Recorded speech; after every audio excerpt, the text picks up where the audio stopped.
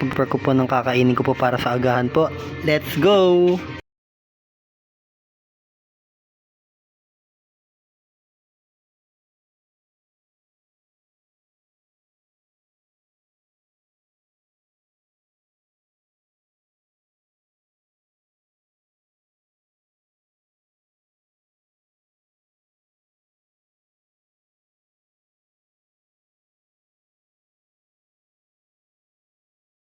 Yung itlog guys, at ilalaga na natin hanggang sa maluto.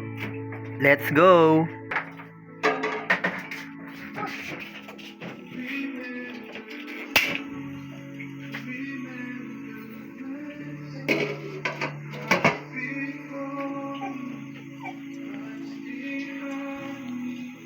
Iwain naman po natin ang kamatis ng maliliit.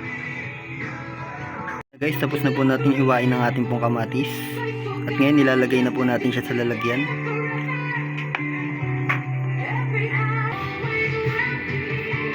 Guys, balikan natin yung nilaga nating itlog guys. At luto na po ito.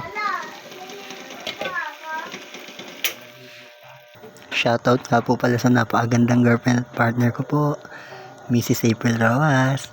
I love you, I love you, I love you po.